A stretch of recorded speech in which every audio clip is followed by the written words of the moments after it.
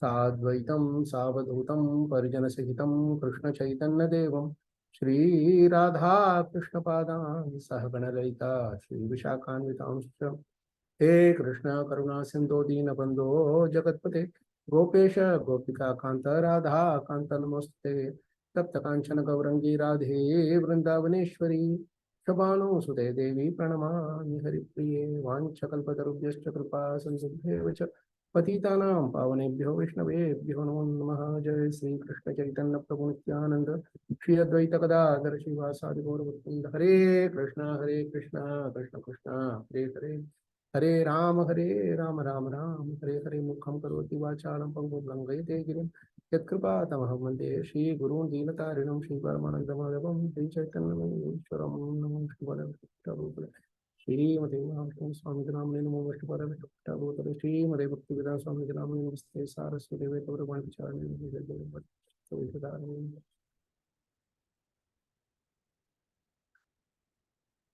Hare Krishna, Prabhu's Mataji's, this is for Temple obeisances. Thank you so much for connecting me on this, giving an opportunity to discuss this beautiful slokas with you all. So, if you, I think since you are all doing it in a sequence, this entire episode of Kapil Muni and Devhuti, in a sequence, you will know very well that how Kapil Muni was explaining about the path of Bhakti Marga, devotional service, and then he talks about how the material nature was created, then how to realize Paramatma in the heart. So in that particular process, in this chapter, as we know, this is one of the most important chapters. Once when we were with our spiritual master, His Holiness Mahavishnu Krishna Maharaj, he said that this chapter is a most important chapter because in this chapter, Kapil Dev Muni is actually revealing the beautiful forms of the form of the Lord, how to meditate on the beautiful form of the Lord. Just like Narad Muni gave the description of the transcendental form of the Lord to Dhruva Maharaj, upon which he meditated on that particular form of the Lord. Same way, in Bhagavatam, there are a few places where the Lord's beautiful form is described for us to meditate upon. It is so, I mean, that once before even we could get into these things, we can just be thankful to the Lord and his pure devotees for being so very kind and merciful to us, because frankly speaking, we are all still in the modes. We are all still in the material modes. And Krishna is completely transcendental, completely anti-material. And for us to meditate on him is absolutely impossible. But still, out of his transcendental compassion, the Lord and his devotees, they actually reveal to us these beautiful forms, this form of the Lord, which actually helps us get out of the material modes. That is why even in that Shravanam Kirtanam Vishnu Smaranam Shloka, you can see that Prabhupada had given maximum importance to Archanam part, that is the deity worship part. What are the offenses to be avoided? What are the things to be taken care of in deity worship, etc. So by touching the form of the Lord, by seeing the form of the Lord, by serving the form of the Lord, by doing Abhisheka, I think in Jagannath Puri, Snan Yatra is already done, I guess. But in many temples, the Snan Yatra of Jagannath is still going on. Like tomorrow, there's in Chennai, this Snan Yatra happening, and in many other places they will be doing what they have done. So when we take darshan of the Lord, we do the services of bathing him and offering him all different paraphernalia. We are able to appreciate the transcendental form of the Lord, and that itself clears all the contamination to the maximum extent. So it's a very easy process. Just see, you go around trying to remove your remove our anarthas one by one, so many ways. But simply by taking darshan of the Lord, all these things is gone. Simply by hearing about the Lord, simply by chanting the holy names of the Lord, all the contaminations in our heart are automatically cleared. That is the beautiful benefit of our Bhakti Marga. So when he is talking about the Lord's beauty, he is telling one by one, as you would have seen, just like Ambarish Maharaj is in the beginning, he meditates on keeps his mind on the lotus feet of the Lord. Similarly, Kapil Muni also, in this verse number 21, he says the devotee should first concentrate his mind on the Lord's lotus feet, which are adorned with the marks of a thunderbolt, a gourd, a banner, and a lotus. The splendor of their beauty, ruby nails, resembles the orbit of the moon and dispels the thick plume of one's heart. So this really, Krishna's lotus feet is so transcendental. Like say, for example, recently we were in Jaipur, and we went to take darshan of the beautiful deities of Radha, Madan Mohanji, Govinji, Gopinathji, and other deities. When you see at the lotus feet of the Lord, it is so beautiful that you don't feel like taking your eyes off from there. Whatever other things that are there, that they lose their priority. So it is very important to understand this thing that Krishna somehow or other captures us by his captivates us by his transcendental beauty. So that is how we take the water from the Lord's lotus feet, whatever is washed at the Lord Charadamrit basically. Then we are asked to fix, the yogi is asked to fix his heart in the activities of Lakshmi Devi. Activities of Lakshmi Devi is very beautiful. We can understand these from this activity of Lakshmi Devi. We can understand this from 8th canto, when in the 8th canto, in the churning of the milk ocean. There, when Lakshmi Devi comes, there are some beautiful verses that are being spoken there. And then in the 5th canto, in the Jambudvipa prayers, there are some beautiful prayers by Lakshmi Devi. And also in the Payovrata or Pumsavana ceremony, and in that the devotees are asked to meditate on the Lord Lakshmi and Narayana together. There are quite a few beautiful shlokas that are there, which will reveal the transcendental glory of Mother Lakshmi. For example, in one place, Mother Lakshmi Devi says beautifully why she wants to stay in the, why she wants a residence in the chest or the heart of the Lord, while she's serving the lotus feet of the Lord, but Krishna gives her special place in his heart. That's there. We all know that. Mother Lakshmi is always residing in the heart of Narayana. The reason she wants to do that is because Krishna always remembers his devotees.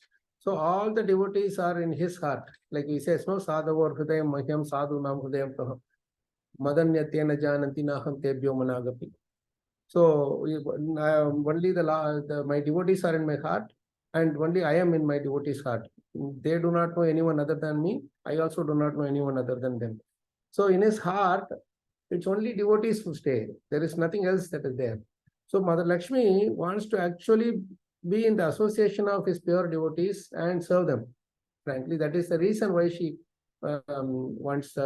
she accepts the position of the Lord's heart to be her residing place.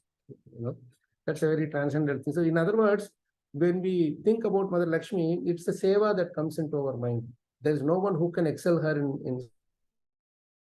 She is the one who is always doing service without any expectation of any returns, right? When I do some service we have done service to our Guru Maharaj or maybe some senior Vaishnavas. we used to do massage for our Guru Maharaj. It's a very, very, what do you call, the most relishable, service we can get from Maharaj. We are not at all qualified to touch the lotus feet of such great Vaishnavas, but out of compassion, they give us that opportunity to, associate with them and do service in that way. So like that, when we are doing the service to anybody, Prabhupada also would let the devotees do massage, and they would sometimes become so tired that they would be expecting, when will Prabhupada say it's enough, you can go and take rest or you take prasadam. But then Prabhupada will not say anything. For hour, 2 hours also they will do massage, and he will just be busy with his services, like whatever, reading or talking to anybody or whatever. So it's very difficult service to do, this massaging service, and that is one thing that they don't say it's enough, you stop. The other thing is, naturally you are putting so much effort that your whole body will be sweating by the time the thing is over, the service is over. So there will be some expectation that, is it, if they are feeling a bit relief, they will say thank you, good seva, whatever, that will be in general people's heart.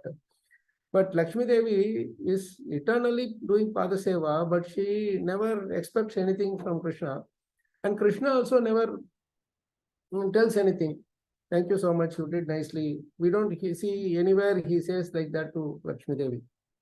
But Lakshmi Devi doesn't expect, because the service itself is a boon for her. It's a boon for such great devotees.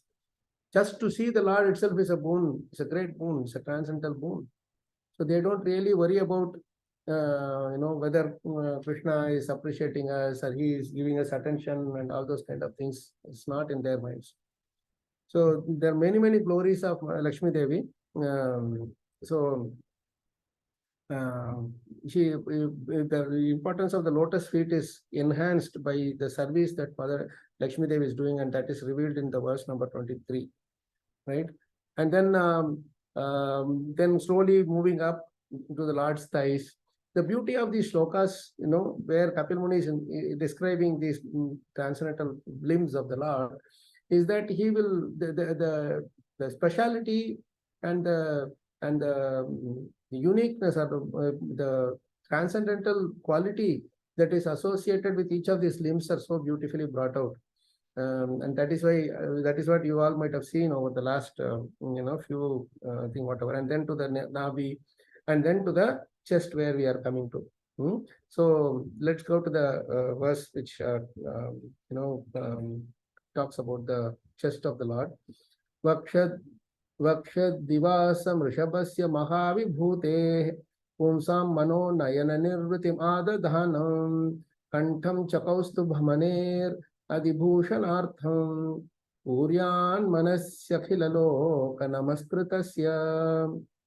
Vakshaha, the chest, adhivasam, the bone, rishabhasya, of the Supreme Personality of Godhead, mahavibhutehe, of Mahalakshmi, punsam, of persons, manaha, to the mind, nayana, to the eyes, nirvritim, transcendental pleasure, adadhanam, bestowing, kantam, the neck, cha, also, kaustubhamanehe, of the kaustubhajam, adibhushana artham, which enhances the beauty, puryat, he should meditate on, manasi, in the mind, akhila loka, by the entire universe, namaskritasya, who is adored.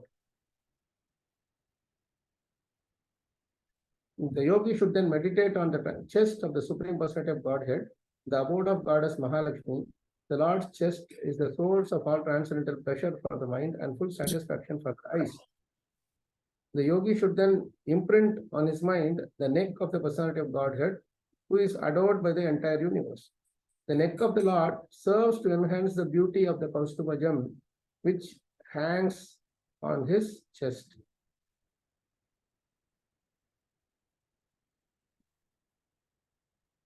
So it's very interesting. beautifully Prabhupada is relating these two, neck and the chest. We'll come to that purport. Let's read the purport now. In the Upanishads, it is said that the various energies of the Lord are working to create, destroy, and maintain. These inconceivable varieties of energy are stored in the bosom of the Lord. As people generally say, God is all powerful. The prowess is represented by Mahalakshmi, the reservoir of all energies, who is situated on the bosom of the transcendental form of the Lord. The yogi who can meditate perfectly on that spot on the transcendental form of the Lord can derive many material powers, which comprise the 8 perfections of the yoga system.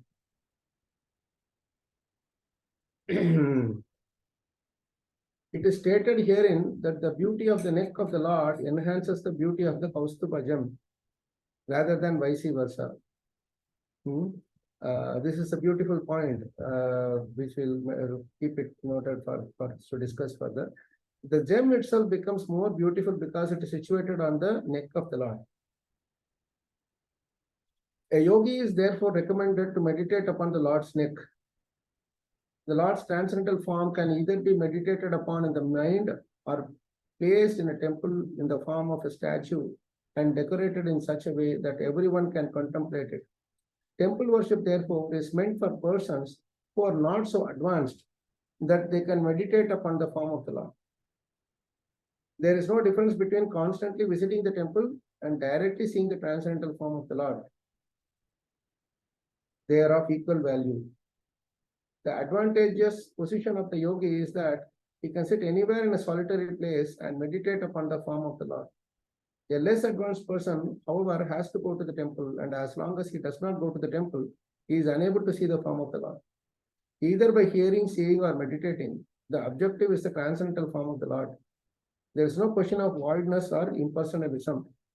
The Lord can bestow the blessings of transcendental pleasure upon either the visitor of the temple, the meditator yogi, or one who hears about the Lord's transcendental form from scriptures like the Srimad Bhagavatam or Bhagavad Gita. There are 9 processes for executing devotional service, of which Smaranam or meditation is one. Yogis take advantage of the process of Smaranam, whereas Bhakti yogis take special advantage of the process of hearing and chanting. We'll read the next one also. But I don't think we'll be able to focus on both focus. What do we want to do? Sadashiv Prabhu or Viverdhari Prabhu? Because I think the next one is talking about the 4 arms of the Lord, the various ornaments, and the Sudarshan Chakra, and these weapons and everything. So it will be a bit challenging to cover within the next half hour. Do you think we can just discuss on this one verse only today, if you are okay with it? Yes, Prabhu, I think if you are okay, fine, that's not a problem. Yeah, I think it would be good. Otherwise, you will not do justice for either slokas. No, Prabhu, we want to hear your nectarian. Everything is from Prabhupada's transcendental. Okay, so let me take that verse, that beautiful verse.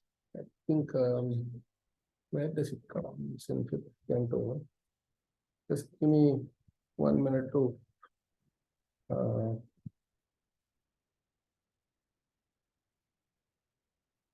start.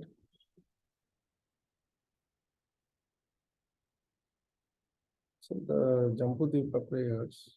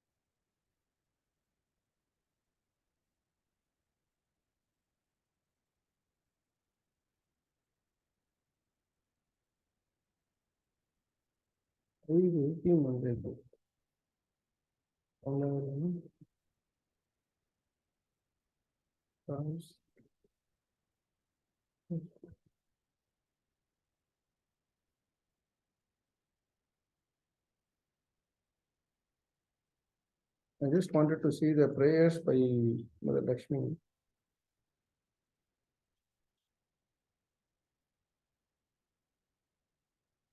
Lakshmi Devi worships the Lord during the, I think it's in 5:18, 18, I think.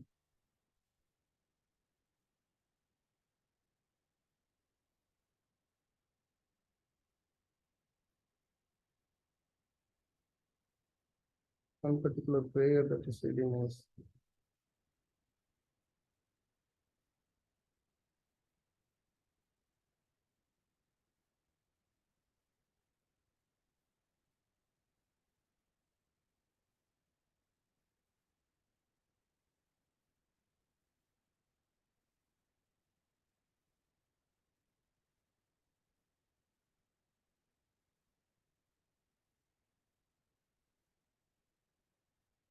So in 5:18:22, Mother Lakshmi says this: O Supreme Unconquerable Lord, when they become absorbed in thoughts of material enjoyment, Lord Brahma and Lord Shiva, as well as other demigods and demons, undergo severe penances and austerities to receive benedictions. But I do not favor anyone, however great he may be, unless he is always engaged in the service of your lotus feet. Because I always keep you within my heart, I cannot favor anyone but a devotee. It is a beautiful thing that Krishna is keeping Mother Lakshmi in his heart, and Lakshmi Devi is saying, I am always keeping you within my heart. So I can only, because I am always keeping you only within my heart, I cannot favor anyone but a devotee. And then she says further, oh infallible one, in the next one, your lotus palm is the source of all benediction. Therefore, your pure devotees worship it, and you very mercifully place your hand on their heads. I wish that you may also place your hand on my head, for although you already bear my insignia of golden streak on your chest, I regard this honor as merely a kind of false prestige for me.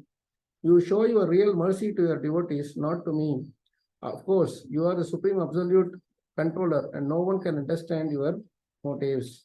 It's such a beautiful prayer of humility by Mother Lakshmi. She is saying that, even though you may be keeping me in your heart like that, the golden stick thread that is insignia of Mother Lakshmi Devi, still she doesn't feel very proud of it. Actually, she feels it's not helping me in any way to serve you. I always want to be at your lotus feet, and in your heart, if you want me to keep me, then that is only for the purpose of serving your devotees, because only your devotees, you are always only thinking about your devotees. So in other words, it actually translates into, if we have to translate this mood of Mother Lakshmi into our lives also, we appreciate Krishna's the chest, especially this the chest where the Kaustubha Mani is also there. The Kaustubha Mani is hanging, and the neck is used to the beautiful neck is used to hang the Kaustubha, which is very close to the chest. So now this is such a beautiful thing that when we remember Krishna, Krishna remembers us. That is the beautiful thing. When we meditate on Krishna, Krishna meditates on us. Actually, Krishna meditates on us irrespective of whether we are thinking of him or not. But when we meditate on Krishna, we appreciate the fact that Krishna is meditating on us and merciful to us. That is the difference. He is always meditating on us. But the purpose of our meditation on Krishna is to appreciate how much he is caring for us, how much he is affectionate towards us. Right? When we turn our eyes towards him, he will be already looking at us and saying, oh, you are already looking at me. All these lifetimes I have not looked at you at all. I have not taken darshan of you at all. So that is how Krishna gives us the loving bhav when we turn our vision towards him, this darshan, that is what is taking darshan of the Lord. In other words, taking darshan of the Lord is actually receiving the mercy of the Lord. So when we do that, Krishna actually inspires us with the mood to serve, with the opportunity to serve. Like when we always meditate on the Lord, means darshan basically. That is actually equal to darshan.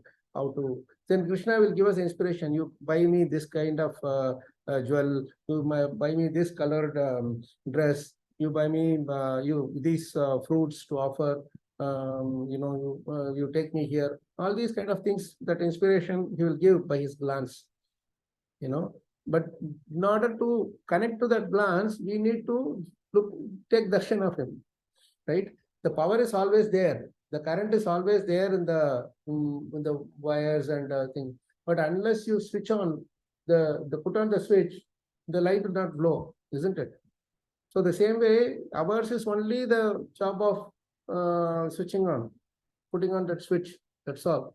And that's where we need to, for the current to flow through, we need to turn our eyes towards him, our dhyan, our meditation towards him, right? So when we turn our meditation towards him, immediately he gives us the inspiration as to how to serve him, right? And when we get the inspiration how to serve him, then we become enthused, very much encouraged by the Lord. The encouragement comes from the Lord's darshan. And then we start the service. And as we go along with our service, there is always some kind of challenges because the modes will keep coming and going. Always it's our modes that are troubling us, not other living entities. But it's our modes that is reacting and getting affected and all that.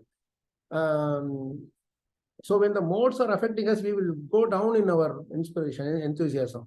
So at that time, what the Lord does is, by his smile, transcendental smile, he encourages us. Right? So this chest is nothing but it's the heart of the Lord, right? The heart is in the chest part. So it's from there comes the feelings or emotions. So in that way, the devotees are very much at home, serving at the lotus feet, and Krishna is at home keeping. The devotees are very much at home by serving the Lord's lotus feet, but Krishna feels at home when he keeps the devotees in his heart. He is not satisfied by keeping his devotees in the lotus feet only. In other words, the devotees always meditate on the lotus feet of the Lord. They want to be internally in the lotus feet of the Lord, serving him. It also gives another meaning that they are always wanting to be in the lotus feet of the Lord, means always wanting to serve the Lord and his devotees. That's a point. When we do that, what Krishna does, he meditates on his pure devotees. That's without meditating on his pure devotees, he cannot be happy and peaceful. That is the nature of Krishna. His constitutional position is to always think about his devotees and keep glorifying them. So that's why he is giving a special place for his pure devotees in his heart. That's why that Kaustubamani is there. Lakshmi Devi wants to be in there. I mean, Lakshmi Devi is also there, and she is taking that opportunity to also meditate on the devotees' glories, etc. So that is what is very much brought out in this beautiful point, And Maharaj loves this beautiful prayer about the Lord's beauty. This Kasturi Tilakam Talatapatale Vakshastale Kaustubham Nasagre Paramoktikam Karatale Venu Kare Kankanam Sarvange Harichandanam Sulalitam Kante Chamuktavali Gopastri Pariveshtito Vijayate Gopala Chudamani. Maharaj sings this in his early days. This shloka and the Barhapidam shloka, these two he sings in together, and he loves it so much. In the early days, I remember I used to listen just maybe year or so after, or just few months after initiation, I would say, that I used to listen to some of Maharaj's lectures and the old lectures, something which I got, those tapes, we used to listen. So Maharaj in those days, he used to sing these prayers as part of the Mangalacharan, or just about. There is always this thing that Maharaj would do after the Mangalacharan. He would sing some slokas. Let's sing some slokas glorifying Krishna. Like that's some 6, 7, 8 slokas he would sing. In that, he will sing this sloka, he will sing Barha Pidam, he will sing Jayatu Jayatu Devo, or Namo Namaste Akhila Karanaya, something from Bhagavatam. Like that, he will chant. Then Param Brahma, Param Dhamma, many such slokas, and he will enjoy them, enjoy singing them. I mean, I had this little interactions with Maharaj where when I was in the US working there in one of the, in that company. So what I will do sometimes, Maharaj will call, or I will call Maharaj. And then the only thing we will do is we will sing these shlokas and enjoying, And Maharaj will do, he will tell me, you recite this shloka. And then, or I will tell Maharaj, I heard this shloka, this is so nice, And I was standing near the, what do you call that, the stairs, So I was there, nobody will come. So I would go out of the office during break and I will stand in the staircase, and I will be singing it out to Maharaj. So you sing that Kasturi Tilakam, especially I remember this because in that Maharaj will sing that Venu Kare Kankanam. I just sang with Venu Kare Kankanam. No, it's not Venu, it's Venu. Then I was also doing like that, and I saw somebody passing by, and those people didn't know what I'm doing. They were looking at me like a strange creature, and said, what is he doing? Something, singing something. I mean to say they were kind of surprised. They didn't say anything, but they just felt that way and went away. I used to not care for any of these things because that was a few minutes of transcendental association we used to have, singing shlokas, and then Maharaj will say, see here, this particular word is very important, like that. Maharaj will give some little tips here and there within those 2-3 minutes. And then we had a really, I still remember these kind of interactions with Maharaj. Whenever I call him, or he will call me from wherever, he would say, okay, what did you read latest in Bhagavatam? Come on, let's read. And then in some cases, I will recite some sloka and then say, yes. And then he say, wait a minute, I will look into the sloka, this thing. And then he will, hey, this is a very important sloka. I put 3 tick marks for this. And then he will say, come on, let's read, sing together. And like that, we had some very interesting interactions, which I would just cherish forever. Maharaj would really love these shlokas because he says, always we have heard him saying, these shlokas are non-different from Krishna, isn't it? And he really felt them to be Krishna, non-different from Krishna. That's why in many lectures which we are working on and hearing and all that, we see Maharaj take every single person to recite, and each and every akshara he corrects. It's not that he's a Sanskrit scholar, that's why it is correcting. No, he's not doing that way. He is doing it because he loves every bit of that shloka, that we have to be very correct in our pronunciation and in our bhava also. Nobody has to tell us, Govinda Damodara Madhaveti, in that you would have heard him saying, it's not Govinda. In Bombay only people call their servants as Govinda. It's not like Govinda Aja, Govinda Aja. No, it's not like that. Govinda means you say, you have to vibrate, you have to give some bhav in it.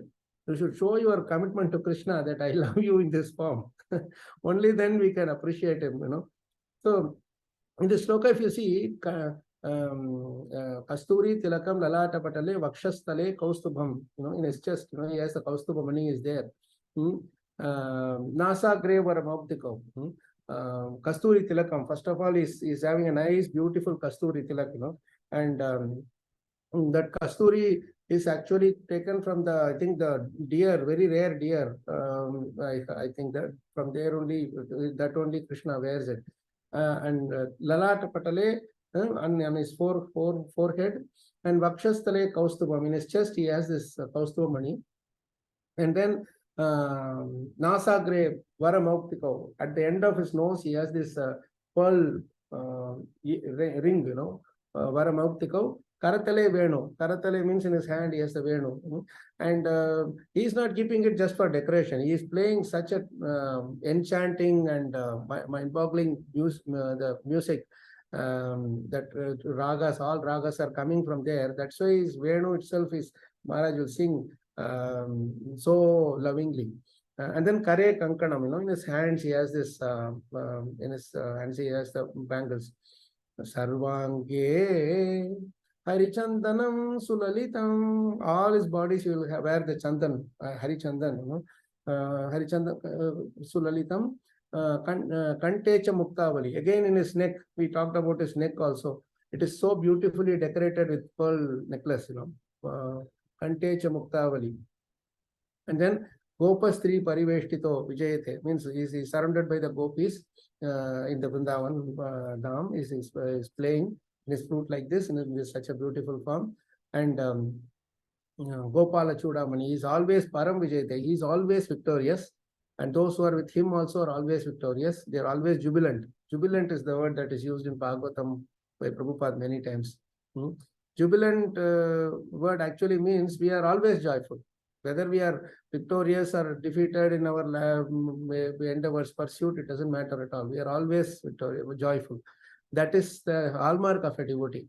And that is why this particular word is used in this thing, that the Lord's chest is the source of all transcendental pleasure for the mind and full satisfaction for the eyes. In this verse, his satisfaction is the thing which we are all running after. We are all running after the pleasure for the mind. But in reality, if you look at the chest of the Lord, because it is the chest of the Lord is for the protection. So we are always pleasure in satisfaction that we have the ultimate protector, waiting always to protect us. There is no fear, right? There is no, he is the Abhay Charan, there is no fear at all. So that is why it is such a beautiful thing, a full satisfaction for the eyes. Complete satisfaction. There is nothing. Once you see the form of the Lord, there is nothing else to be obtained in this world. In three worlds, nothing else will satisfy us. That's why there are two purports I would like to read, which are really beautiful, which I really enjoyed reading recently. There is one purport that is 3.8.27. If you can bring it up, Prabhu, maybe somebody can read the purport, after we sing the shloka. 3.8.27. Mukhena lokatihara smitena parispurat kundala manditena shonayitena dharabimba bhasa pratyarhayantam sunasena subhrva. Actually, there's no time, otherwise we will read the word for word also, because each and every word here is so important. Do you think we can read the word for word also, Prabhu? Otherwise, this one shloka itself will go into separate class. Prabhu, if you allow, I will read. Sorry? If you allow, I will read, Prabhu. Yeah, I no one to allow, Prabhu. It's all up to you. I am at work. Mukhena, by a gesture of the face. Lok Arti Hara, vanquisher of the distress of the devotees. Smitena, by smiling. Parishpurat, dazzling. Kundala, earrings. Manditena, decorated with. Sonayitena, acknowledging. Adhara, of his lips. Bimba, reflection. Bhasa, rays. Pratyarhayantam, reciprocating. Sunasena, by his pleasing nose. Subhrava, and pleasing eyebrows. Translation by A.C. Bhakti Swami Prabhupada ki. He also acknowledged the service of the devotees and the vanquished their distress by his beautiful smile. The reflection of his face decorated with earring was so pleasing because it dazzled with the rays from his lips and the beauty of his nose and eyebrows. So this is such a beautiful prayer, this verse, that we can just keep meditating on it, every single word of it. But I would like to read the purport before we go on to anything else. Such a beautiful purport by Prabhupada. He will talk about the what really devotees are looking for when they actually take darshan of the. What is the reason they are so much attracted to the darshan of the Lord? Please, you can read the purport. Yeah, purport is by His Divine Grace Bhakti Swami Prabhupada. Devotional service to the Lord is very much obliging to Him. There are many transcendentalists in different fields of spiritual activities, but devotional service to the Lord is unique. Devotees, devotees do not ask anything from the Lord in exchange for this service. Even the most desirable liberation is refused by devotees, although offered by the Lord. Thus, the Lord becomes a kind of debtor to the devotees, and he can only try to repay the devotee's service with his ever enchanting smile. The devotees are ever satisfied by the smiling face of the Lord, and they become enlivened. And by seeing the devotees so enlivened, the Lord Himself is so further satisfied.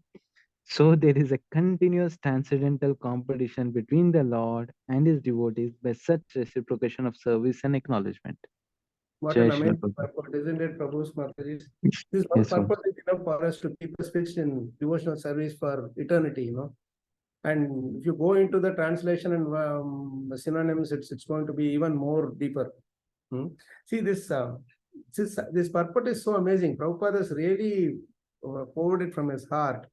That devotional service was very much obliging to him. Why? Because the devotees do not ask anything from the Lord in exchange of the service. And so the Lord feels that what can I give to them? I'm kind of at loss now. What to do here? Whatever I do is not going to be pleasing. Or satisfy my devotees.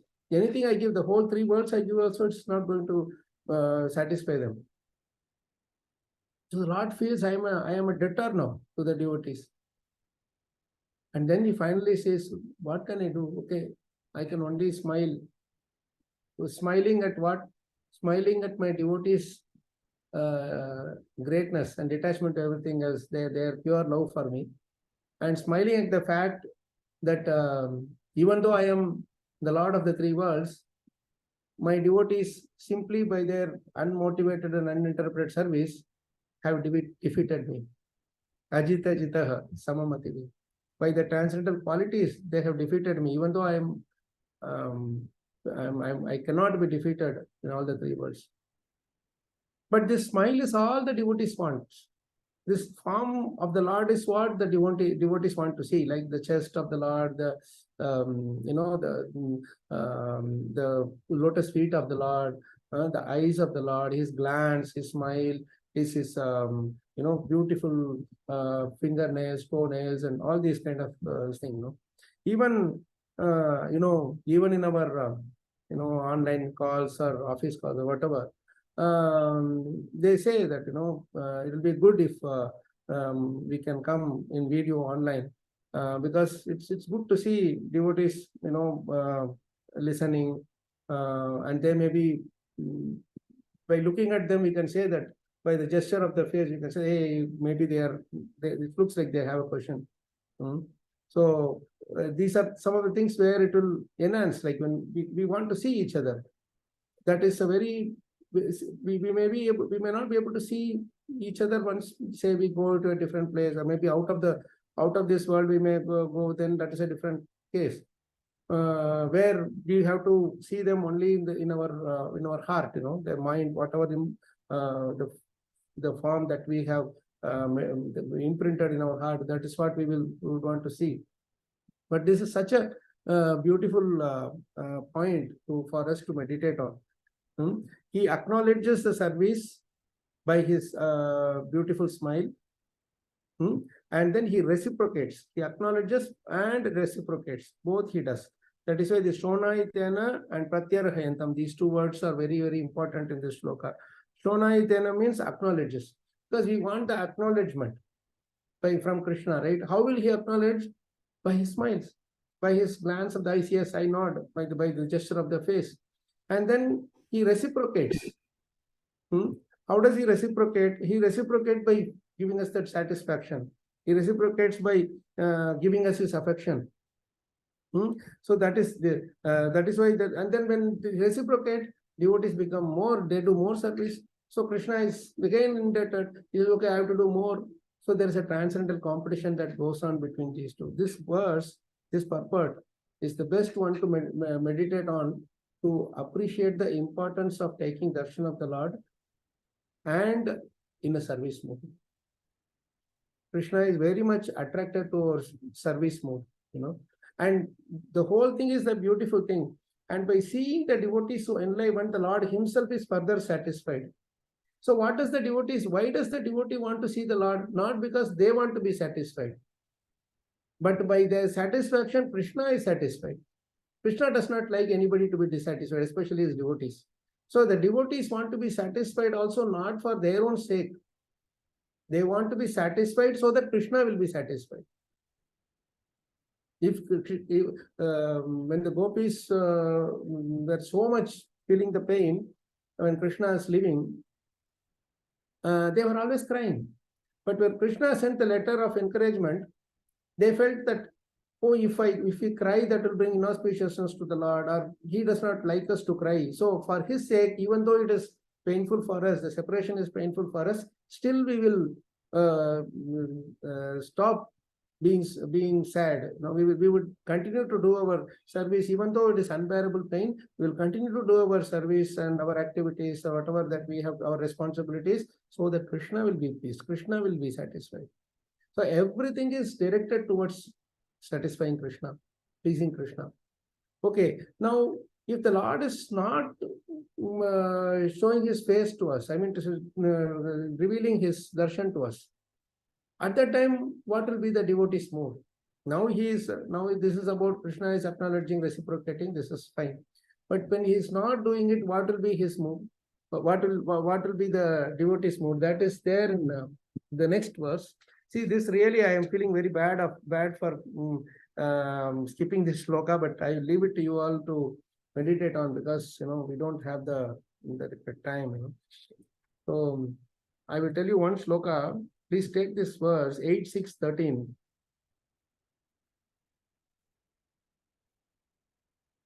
Such an amazing purport here. The devotee's mood when they are not able to see the Lord face to face, that is something very interesting. The demigod's prayers, but Prabhupada gives such a beautiful purport.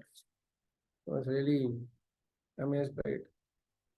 8, 6, 13. This is the one. Yes. Tantvam vayam nata samujjihanam sarojanaabhati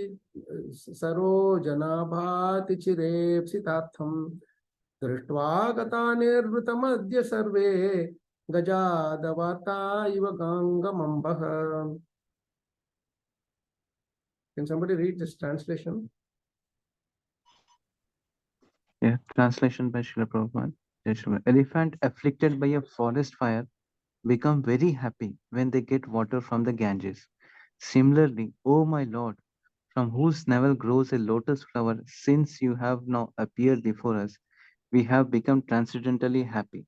By seeing your Lordship, whom we have decided to see for a very long time, we have achieved our ultimate goal in life.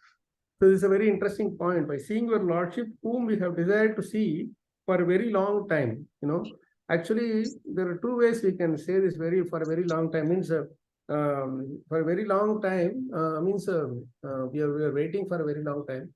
Or another way to look at it is we dirgha, means we want to see you, keep gazing at you for as long as possible, because we don't want to take our eyes away from you, right?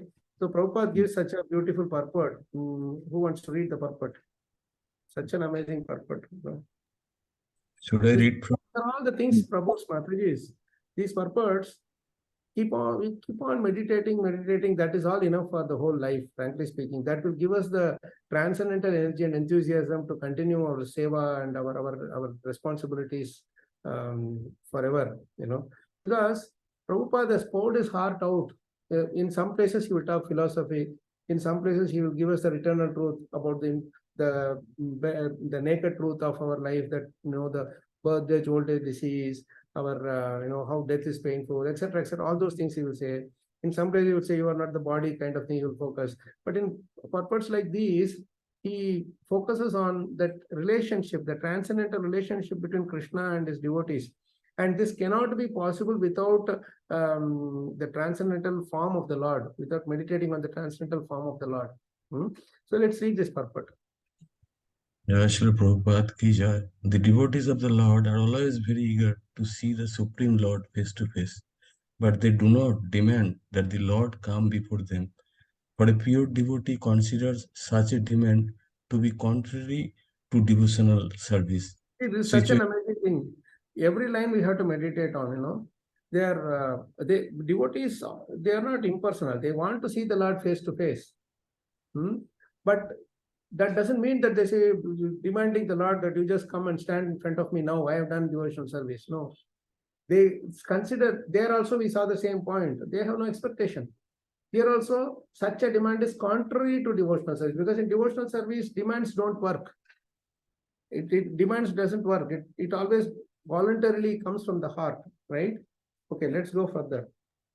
Sri Chaitanya Mahaprabhu teaches this lesson in his Sikshastaka, Adarsanat Marma Hatam Karotuba. The devotee is always eager to see the Lord face to face, but if he is broken-hearted because he cannot see the Lord, even life after life, he will never command the Lord to appear.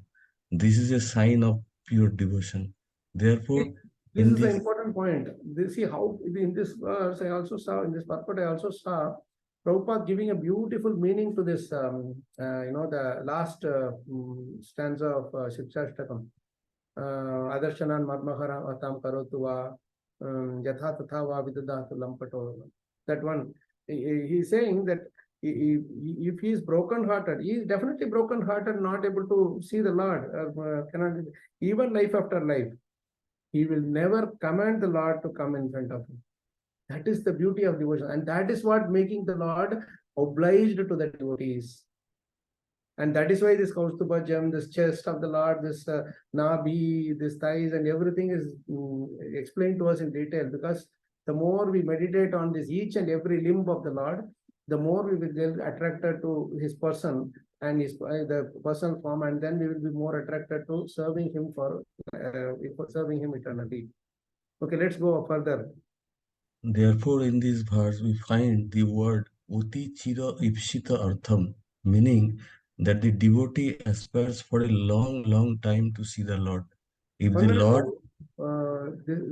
this is, he will never command the Lord to appear. This is a sign of pure devotion. Yeah. Right? This is the sign of pure devotion. Whatever it may be, we want to be your servant. Please don't reject us. That's all we want. Right? And then please read that line again, Prabhu.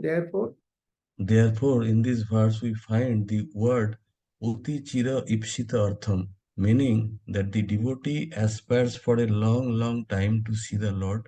If the Lord, by his own pleasure, appears before the devotee feels extremely happy, as Dhruva Maharaj felt when he personally saw the Supreme Personality of Godhead.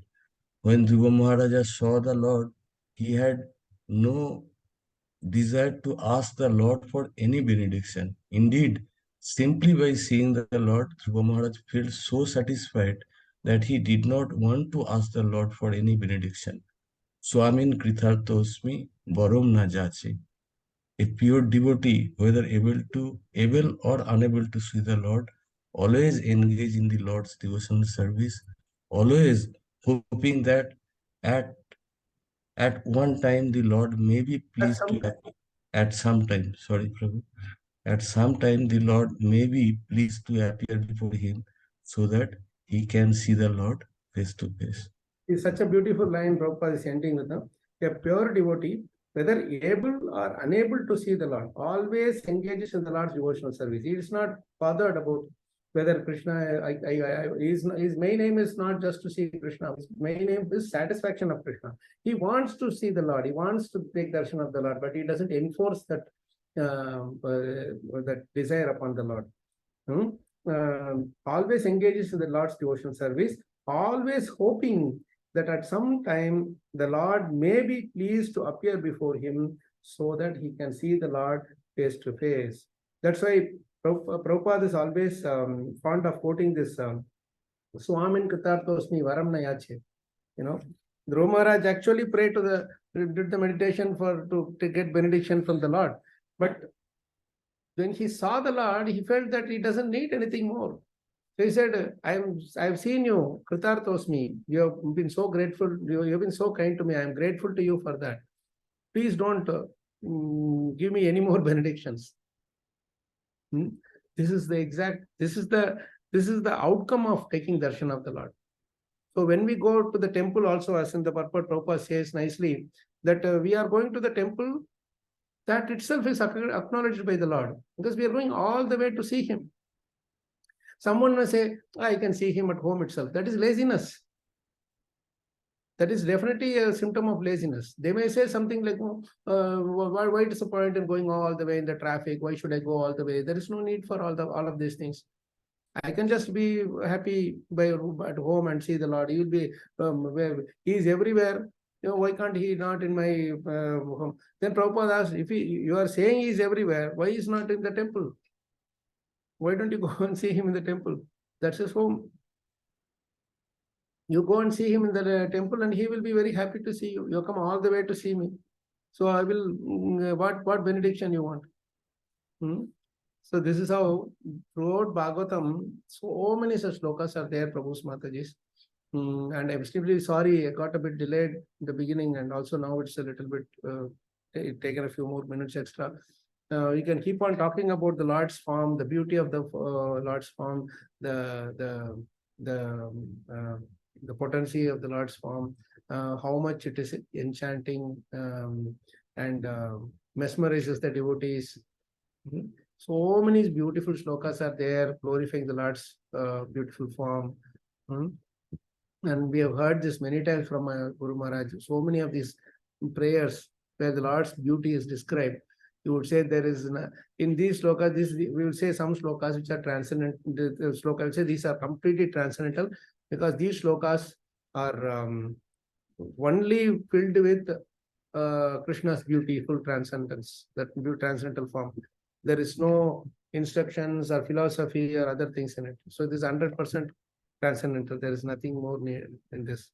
So like this, he would give so many tips and tricks to enjoy Krishna in various forms, like in the form of the service, in the form of the shastras, in the form of the slokas, then the form of devotees, and then in his actual beautiful form.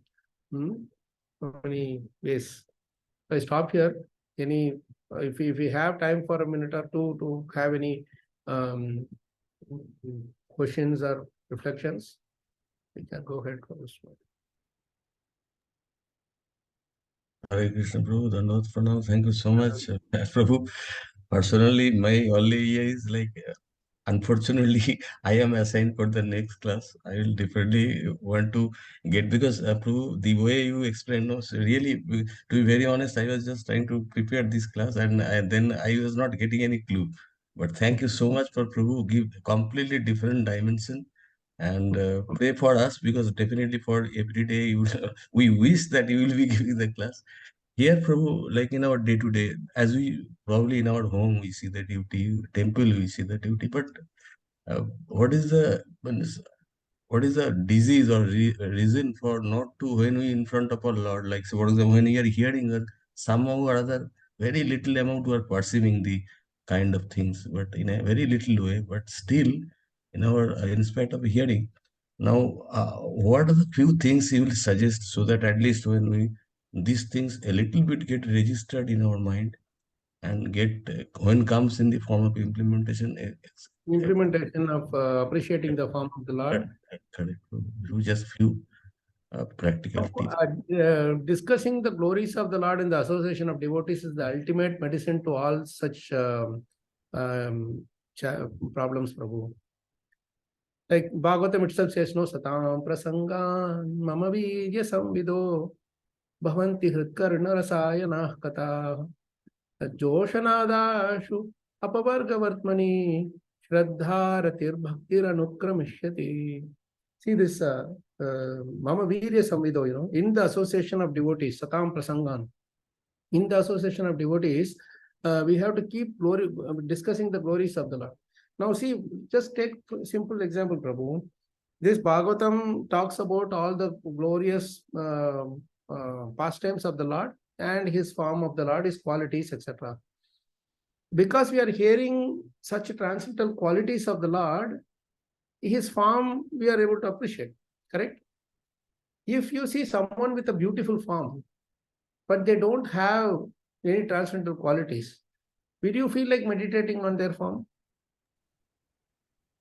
No, definitely. We will not, right? There is so many things that is being talked about every day in and day out material people, materialistic people will be there focusing on the very low, in the modes they are talking about all the mundane beauties, whatever, right? Those things don't stand in our heart because there is no good qualities in them. They are all affected by bad qualities, isn't it? Whereas Krishna's transcendental qualities are so beautiful, that is why he is glorified everywhere. And even that's why it is avyayam, no, irreproachable. So he cannot be found fault with at all. So in all of his transcendental qualities, elements of this mercy, compassion, it's all there. They are, and then his love and affection for his devotees. So when we are in the association of devotees, we'll be always able to meditate on the loving feelings of the Lord, how much he is loving us. Now, at the end of the day, that someone is loving us without any motive gives us that encouragement to go forward in our life, irrespective of any disaster or any danger that happens in our life, isn't it? So that is exactly what we will get in the association of devotees, especially discussing about Krishna's glorious pastime. Now, these two purports which we discussed, 3.8.27 and 8.6.13, these two reveal the transcendental love that Krishna has for the devotees. So when first of all, we appreciate his glorious qualities, then his transcendental pastimes, glorious qualities, etc. Then we see how much he loves his devotees. Third thing, what will happen? Oh, such a great person. We get we are amazed. We are very appreciative or very amazed by his qualities. Then anybody about whom you are amazed about or you are mesmerized with, you would like to be in connection with them. Yes or no?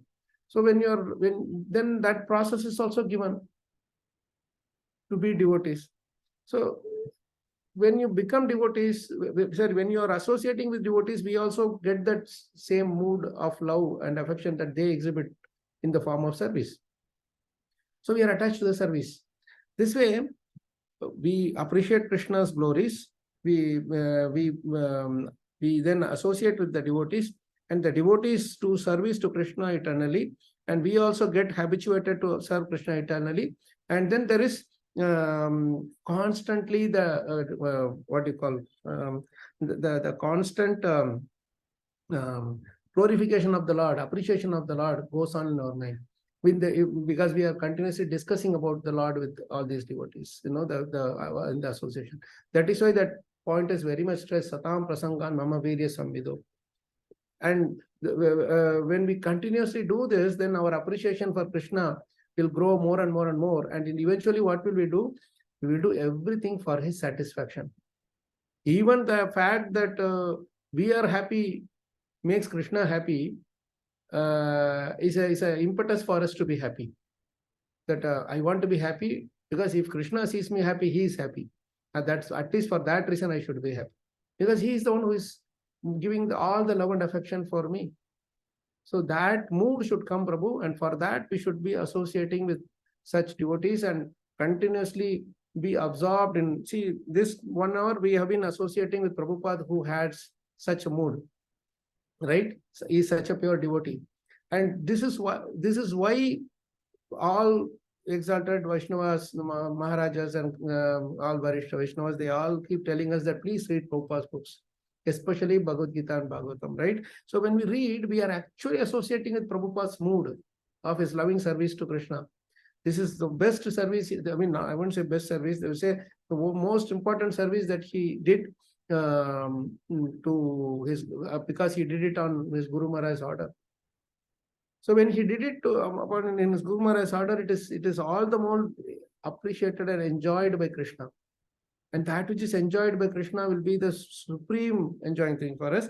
And that is why we were in association with Prabhupada for the last 1 hour or so.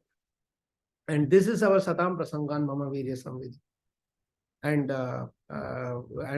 that way our appreciation for Krishna will keep growing, and the whole day will be filled with a happy mood of service and loving dealings with everybody. And these are the things, Prabhu, which I could tell you. If I have to. Thank you so much, Prabhu. Thank you, Prabhu. Hare Krishna will stand up. Hare Krishna, Prabhu. Yeah, thank you for the wonderful class. Prabhuji, in the two purports that you've taken, yes, when anybody see Lord's face to face, that is a complete different. But you taken the other side, like when we cannot see the Lord face to face, we need to enjoy the devotion service without demanding anything. But Prabhuji, when we come, like as you said, I am a lazy and crazy person. So lazy and crazy in the sense, if somebody tells like why we are, why you're not reading Mangalarti, why you're not coming to our classes, mind will also justify, oh, you have a small grades, you have so much work, no need to go. And if somebody asks, you will become crazy. Prabhuji, you don't know what is the situation I'm going through. We'll justify so many things. Our mind will also justify so much.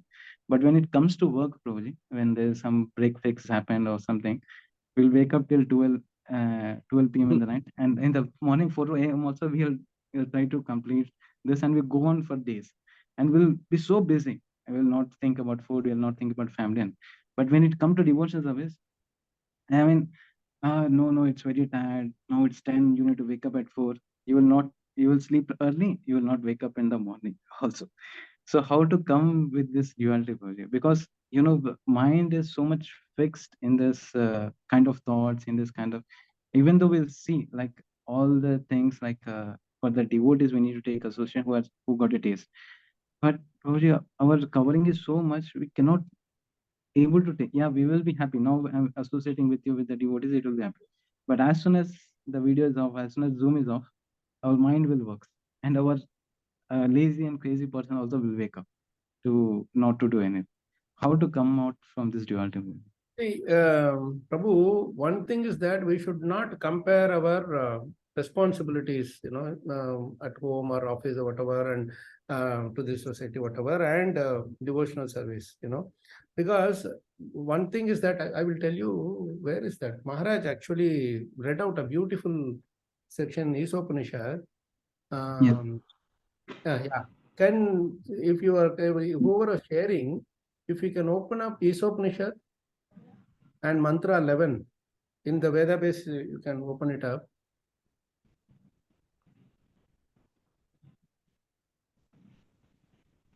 I will show you where is it. I think I will also take out. There is one paragraph Maharaj read out and said, this is what actually helped me how to understand between these two connections, Isopanishad. Mantra, you should click on all books, Prabhu. Then Isopanishad, and then you will open up Mantra 11. 11, yes. And in that, as we go down, there is one paragraph that starts with, this does not mean.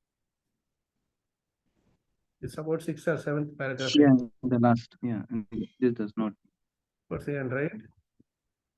You please read that one. This does not mean. Does not mean that all activities I for think the it's there. maintenance. No, in the screen it is not there. He's showing something else, I guess. Yeah, no, in the mantra 11. We Go, can come see. down. I am seeing something else in the screen. If you come Come down, is it in mantra 11? Yes. Yes, This is the one. This does not mean. That's the paragraph. Maharaj read this out and he said, this is how he had so many questions in his life also, because he had just come from his Grasta Yes, life and yeah. to the Grasta. So he didn't have any support because everybody was moving about doing book distribution, and they said everything is in Prabhupada book, everything is in Prabhupada book. They were not showing where it is. So Maharaj had to physically he had to go through. He said, I always carried Bhagavatam, Ishopanishad, and Nectar of Instruction. I was always carrying these three books and I was taking out these things, reading, rereading, and reading and connecting, comparing all these things with his own experience also. So when we asked this question, this is similar to your question, when we asked, immediately he opened his diary and showed this paragraph what gave me the answer. Can somebody read this? Yeah. This does not mean that all activities for the maintenance of the body should be stopped. There is no question of stopping activities, just as there is no question of wiping out one's temperature altogether when trying to recover from disease. To make the best use of a bad bargain is the appropriate expression. The culture of spiritual knowledge necessitates the help of the body and mind. Therefore, maintenance of the body and the mind is required if we are to reach our goal.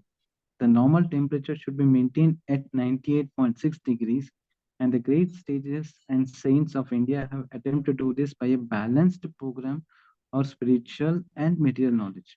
They never allow the misuse of human intelligence for diseased sense gratification. So this is something which Maharaj read out a couple of times and he said, this is what I really took answer from. See how nicely Prabhupada is telling us that it does not mean that all maintenance of the body should be stopped, which means when you say that, oh, for work I am able to get up, you have to get up. There is no choice there. You understand? When you're committed to work, they say that this time is the call, you have to go to that call. Isn't it? So there's no question of stopping activities, as there's no question of wiping out one's. Maharaj enjoyed this line very much. Like wiping out one's temperature altogether when trying to recover from it. Suppose that our normal temperature is 98.6. It goes to 107 or 105, whatever. Then you cannot make it to 0. Saying that temperature should not be there in the body, right? Yes. Normal temperature is 98.6. That has to be maintained. You see? Yes.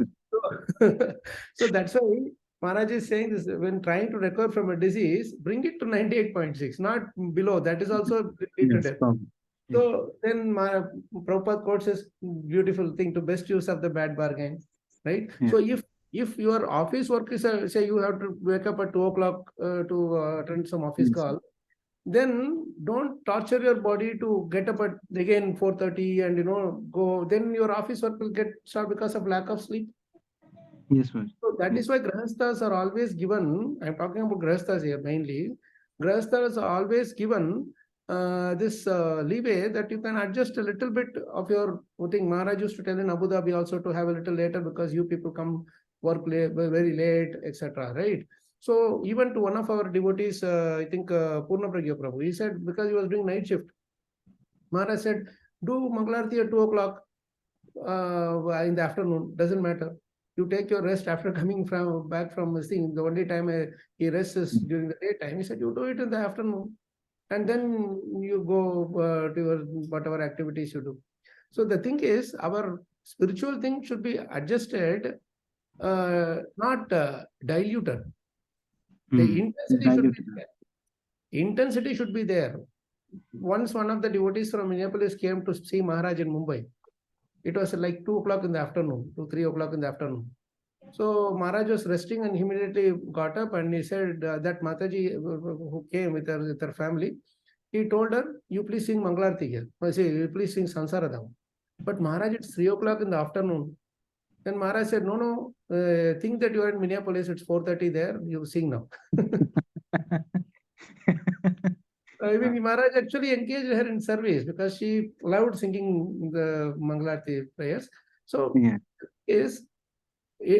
the intensity must be preserved. Yes, Maharaj. The timings and other material things can be adjusted a bit here and there. Suppose you are not able to collect all the paraphernalia, Maharaj would say, just keep simple incense. Or just a flower should be also good enough. You don't have to put all of them in there.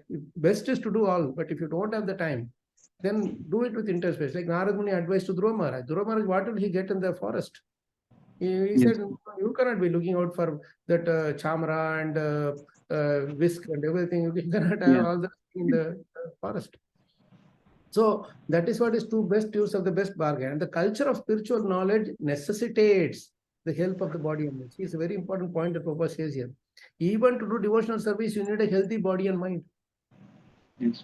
So to keep it healthy, whatever is required has to be done.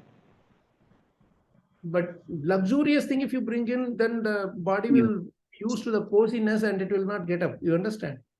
Yes. You give it simple but healthy lifestyle to the body and the mind. Body also should be healthy, mind also should be healthy. That's when you will be able to get up early. Like we will go to Rajkot, we also work hard, like 11, 12 o'clock. Before that, we don't sleep at all. But 3 o'clock, we all get up. Because we are the temple, we know the importance of the thing. And that 3 hours which you sleep is equal to 6 to 8 hours of sleeping. So that is where keeping no corners in our mind will give us a sound sleep. And within 2-3 hours itself, you will get your body will become fresh. Listen, many times Maharaj used to do that. He will be like completely wiped out in the night, but then very morning, just 2:30, 3 o'clock, he will be really fresh and up for Mangala when he was 90 years old, by the way. So therefore, maintenance of the body and mind is required if you are to reach our goal of, our spiritual destination. So that to that extent we should. That's why Prabhupada says nicely that they have attempted to do this by balanced program of spiritual and material knowledge. There are many such things are there where we are given a balanced approach, not like in fact, to that extent, my Guru Maharaj said that his Holiness Mahavishnu Goswami Maharaj said that you in the office you have to work sincerely. You have to work with full commitment. And when you come home, you do whatever you want in devotional service to the limit that helps you be more grateful to Krishna and more eager to serve Krishna to that extent. So little service here, little service there, those things will be. So I hope this helps, Prabhu. I mean, we can discuss further later at some other time when we get a chance. Sure. Yesterday only I heard from Maharaj, so I thought I would share this with you. Thank you, Maharaj. Yeah, just for everybody's information, Prabhuji has to take another class. We should start at 8:30. We can't continue questions. Prabhu, thank you for reminding me of that. Yeah. Just 4 minutes to go. Yeah. Thank you for that, Prabhu. Thank you, Prabhuji. Thank you, Prabhuji, for joining. So nice to have all your association. At least. Thank you very much, Prabhu. We keep on being. Hare Krishna Prabhu. Hare Krishna Prabhu. Kalachakra Prabhu. Yes, Prabhu. Radha Damodar. Dandovat from just one line. Just you told very interesting thing in the last is intensity should be preserved. That is, we have to keep our desire burning inside, Yeah. And you told, Maharaj told that in office also you go and work. Otherwise, Maharaj would have told us go and chant in office. We would have all been in the house now. Do your duty immaculately. Maharaj told Hare what? Krishna Prabhu, Dandat Pranam. Do your duty immaculately, so you will get time for devotional service. Yes, Mataji. Duty should be done immaculately. Anyway, Prabhu, you continue the seva. We'll be in touch. Hare Krishna. So nice. Thank you so much. Hare Krishna. Srimad Bhagavatam ki jai, Srila Prabhupada ki jai, Srila Guru ki jai, Ananta Koti Vaishnava ki jai. Nitai Gaur Premanande, Hari Hari Bol. Hari Hari. Vasni Guru Chapati Tanam Pavan. Vyo Vishnu Vyo.